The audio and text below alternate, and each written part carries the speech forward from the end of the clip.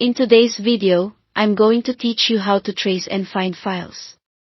If you've ever wondered where Steam puts the workshop content you subscribe to, or you just want to confirm that your mods are really on your drive, this walkthrough will make everything clear and easy to follow. We'll start inside the Steam application. Open Steam and sign in so you're looking at the main interface. At the top, go to the Community menu, then choose Workshop from the drop-down. This is the central hub for community-made content.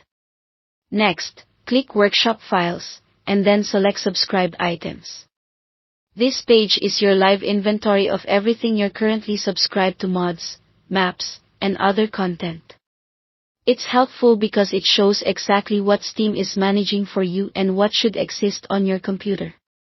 If the list looks sparse at first, give Steam a moment to sync. It reflects your account subscriptions and updates automatically as you add or remove items. Now let's match those subscriptions to the actual files on your PC. Open File Explorer in Windows. Go to this PC, then open your main drive. For most people, that's the C drive, but use the drive where Steam is installed if you chose a different location. From there, navigate into Program Files x86, then Steam Apps, then Workshop, and finally Content. This content folder is where Steam stores downloaded workshop files.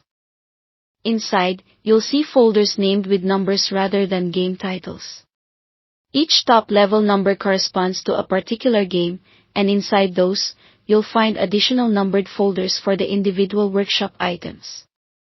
That hierarchy allows Steam to keep everything organized, updated, and consistent behind the scenes. A quick clarity tip: you're not changing anything here, just locating files. Steam relies on this exact structure, so renaming or moving folders can interrupt updates or make items disappear in-game. If Steam is installed on another drive, or if you use additional Steam library folders, you'll find the same workshop content path inside that library's Steam directory as well. In other words, whichever drive holds the game will also hold its workshop content.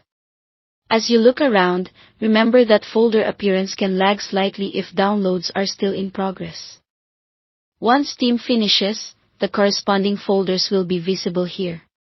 Also, it's normal for these folders to be sizable, since workshop items often include textures, audio, or maps. And that's it. Thanks for watching.